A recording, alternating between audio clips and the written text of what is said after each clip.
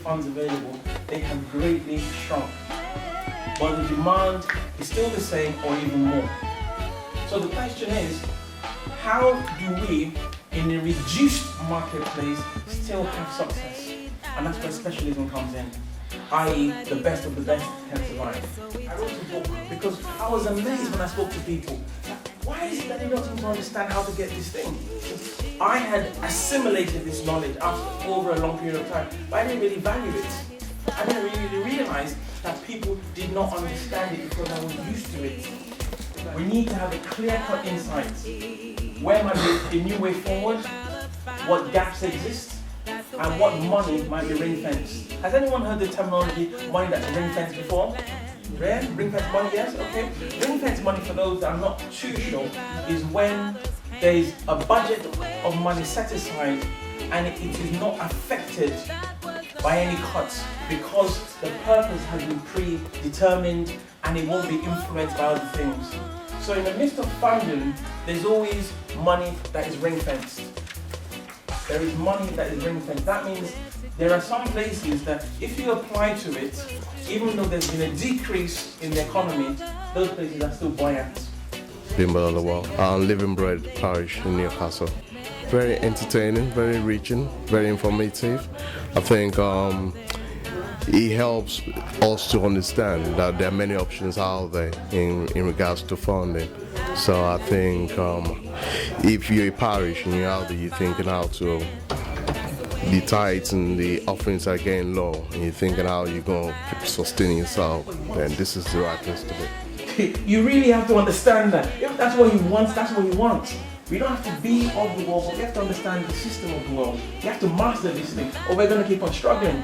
In this situation, if they say they want to be a tourist destination, then we need to give them choice. My name is Stephen Bello, pastor one of the Redeemed churches in Kent. I think one of the greatest challenges any pastor and any minister has often is, how do I raise funds for the projects that I want to do in my community? And I think this seminar has been a very good eye-opener, helping us A, to see that funds are available, B, that our churches are actually communities that we could use as a starting base for community-based projects, and C, how to actually gain access to the funds that are available. Give them what they want, utilize your faith towards that, recognize the system of governance in place and play to the fiddle.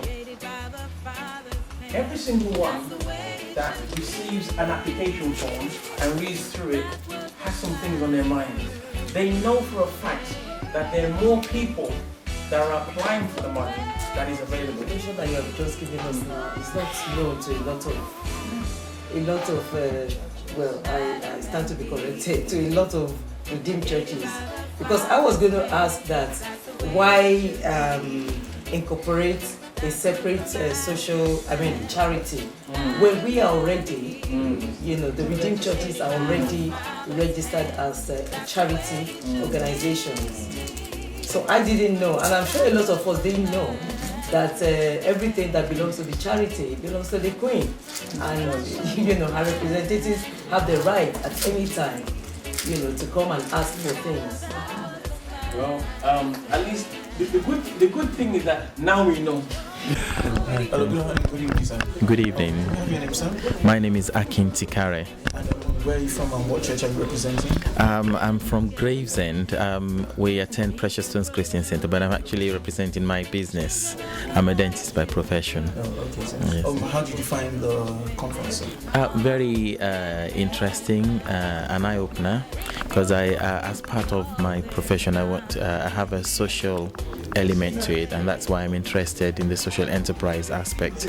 So it was an eye-opener in the sense that there is actually a lot of funding and a lot of interest in the health sector, which I wasn't aware of. And some of these things I already do, but I didn't realize that I could actually do it on a larger scale with a greater benefit and being paid for it. In essence, so it was an eye-opener in every sense of it. Thank you. Do you have any word of advice for those that were not here? I think this is a worthy training day to come to, and I would actually encourage I would encourage the organizer, Sam, to make sure this is just the beginning and not the end, so that they should have actually a lot more of this going on, and probably moving it from venue to venue, city to city, so that the awareness can be spread to a wider community. Okay, all right. Thank you very much, sir. Thank you very much. God bless you. Let me have your name, please. Dr. Anikwe Yedeji, And where are you from and what church are you representing? New Creation Center in Ellesmere Port. How did you find the whole conference and how was the experience for you? It's been a very enriching day. It's been excellent. I'm going away with lots of things I'm going to act upon. There are quite a few projects I want to get to working on raising funds for, and the information from here today would really set me on the right course. Do you have any message for those that were not here today? I always say to people that right information is essential to be successful in whatever you want to. You get the right information at the right time. And for many months we've been planning to raise funds to accomplish specific projects, and the information what I'll say to people today, that Sam Onikwanjo definitely has the right information to set you on the right path. And when you make your application, you want to make sure it's successful. And I definitely am confident that what we've heard today will help you make a successful application. Thank you very much, ma'am. Thank you.